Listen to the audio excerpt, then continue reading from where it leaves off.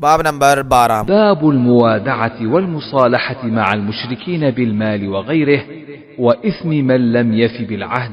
مشرکین کے ساتھ مال وغیرہ پر آپس میں لڑائی نہ کرنے اور ایک دوسرے سے صلح کے عہد کا بیان اور جو عہد پورا نہ کرے اس کے گناہ کا بیان. وقوله اور اللہ کا فرمان وَإِن جَنَحُوا لِلسَّلْمِ فَاجْنَحْ لَهَا. اور اگر وہ صلح کی طرف مائل ہوں تو تو بھی ان کی طرف مائل ہو جا. سورہ انفال آیت نمبر 61. فائدہ: مائل ہونا کا معنی ہے کہ وہ صلح کا مطالبہ کریں. حدیث نمبر 3173. حدثنا مسدد حدثنا بشر هو ابن المفضل حدثنا يحيى عن بشير بن يسار عن سهل بن أبي حثمة قال انطلق عبد الله بن سهل ومحيصة بن مسعود بن زيد إلى خيبر وهي يومئذ صلح فتفرقا فأتى محيصة إلى عبد الله بن سهل وهو يتشحط في دم قتيلا فدفنه ثم قدم المدينة فانطلق عبد الرحمن بن سهل ومحيصة وحويصة بن مسعود إلى النبي صلى الله عليه وسلم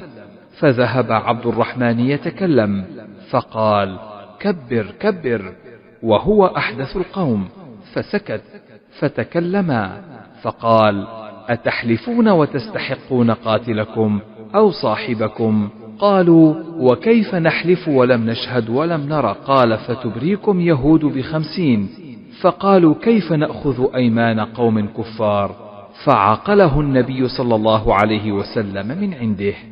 سہل بن ابی حثمہ رضی اللہ عنہ سے روایت ہے کہ عبداللہ بن سہل اور محیصہ بن مسعود بن زید رضی اللہ عنہ خیبر کو گئے اور وہاں ان دنوں حالت صلح تھی. وہ دونوں ایک دوسرے سے جدا ہو گئے. پھر محیصہ عبداللہ بن سہل رضی اللہ تعالی عنہ کے پاس آئے تو وہ خون میں لوٹ پوٹ ہو رہا تھا. کسی نے اسے قتل کر دیا تھا. انہوں نے اسے دفن کر دیا. پھر مدینہ آئے تو یعنی مقتول عبداللہ بن سہل رضی اللہ تعالی عنہ کا بھائی عبد الرحمن بن سہل رضی اللہ تعالی عنہ اور محیصہ اور حویصہ رضی اللہ عنہما جو مسعود کے بیٹے تھے وہ نبی صلی اللہ علیہ وسلم کے پاس آئے. عبد الرحمن رضی اللہ تعالیٰ عنہ بات کرنے لگا تو آپ صلی اللہ علیہ وسلم نے فرمایا بڑے کو بات کرنے دو، بڑے کو بات کرنے دو. وہ تینوں سے کم عمر تھا لہٰذا خاموش ہو گیا اور دوسرے دونوں نے بات کی. آپ نے فرمایا کیا تم قسم اٹھاتے ہو اور اپنے قاتل یا اپنے ساتھی کے خون کے حق دار بنتے ہو؟ انہوں نے کہا ہم قسمیں کیسے کھائیں جبکہ نہ ہم حاضر تھے اور نہ ہم نے دیکھا ہے. آپ نے فرمایا پھر یہودی تمہیں اپنے بے گناہ ہونے کی 50 قسمیں دے دیتے ہیں. انہوں نے کہا ہم کافر لوگوں کی قسمیں کیسے قبول کریں؟ تو نبی صلی اللہ علیہ وسلم نے اپنے پاس سے اس کی دیت ادا کر دی.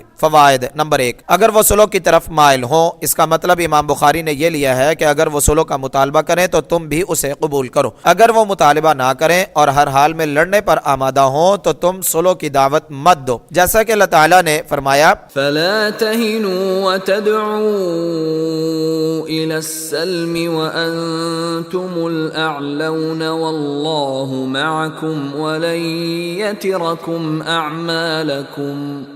پس نہ کمزور بنو اور نہ صلح کی طرف بلاؤ اور تم ہی سب سے اونچے ہو اور اللہ تمہارے ساتھ ہے اور وہ ہرگز تم سے تمہارے اعمال کم نہ کرے گا. سورہ محمد آیت نمبر 35. منافقین چونکہ بزدلی اور موت کے خوف کی وجہ سے جنگ کا حوصلہ نہیں رکھتے تھے اس لیے صلح اور سمجھوتے کی باتیں بہت کرتے تھے. وہ مسلمانوں کو بھی مشورہ دیتے رہتے تھے کہ جنگ کے بجائے صلح سے معاملہ طے کرنے چاہیے. حالانکہ ان کی صلح جوئی کے پیچھے ان کی بے ہمتی، بزدلی اور کمزوری کے سوا کچھ نہیں تھا. اس لیے اللہ تعالیٰ نے مسلمانوں کو ان کی راہ اختیار کرنے سے منع فرما دیا. یہاں یہ بات یاد رکھنی چاہیے کہ یہ آیات اس زمانے میں نازل ہوئی جب مدینہ ایک چھوٹی سی بستی تھی جس میں مہاجرین و انصار کی مٹھی بھر جماعت اسلام کا جھنڈا اٹھائے ہوئے تھی اور اس پر مقابلہ صرف عرب کے سب سے طاقتور قبیلے قریش کے ساتھ نہیں تھا بلکہ پورے عرب کے کفار و مشرکین اور یہود کے ساتھ تھا. چنانچہ تاریخ گواہ ہے کہ بدر و احد اور خندق میں تعداد کی کمی، بے حد کمزوری اور بے سر و سامانی کے باوجود مسلمانوں نے نہ ہمت ہاری، نہ کمزوری دکھائی، نہ صلح کی پیشکش کی بلکہ ڈٹ کر لڑے. یہاں تک کہ جب جنگ خندق کی گرد چھٹی تو رسول اللہ صلی اللہ علیہ وسلم نے فرمایا الآن نغزوہم ولا یغزوننا نحن نسیر الیہم. اب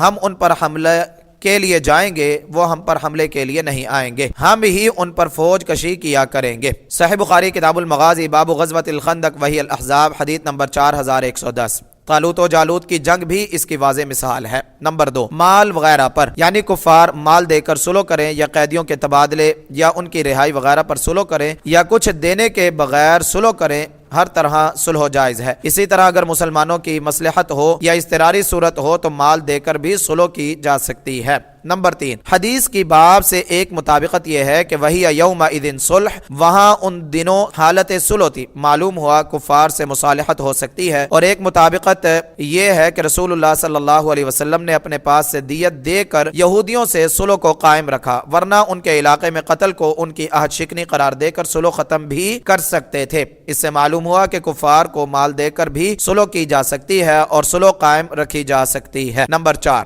باب میں اس شخص کے گناہ کا عنوان ہے جو عہد پورا نہ کرے۔ حافظ رحمہ اللہ نے لکھا ہے کہ اس حدیث میں اس مسئلے کا کوئی ذکر نہیں۔ بندہ مسکین عبدالسلام عرض کرتا ہے کہ معلوم ہوتا ہے کہ امام بخاری نے اس حدیث کی طرف اشارہ کیا ہے جس میں ہے کہ عبداللہ بن عمر رضی اللہ عنہما خیبر گئے تو یہود نے ان کے ہاتھ پاؤں توڑ دیے۔ اس نقض عہد کے نتیجے میں عمر رضی اللہ تعالی عنہ نے انہیں خیبر سے نکال دیا۔ یہ نقض عہد کے گناہ کا نتیجہ تھا۔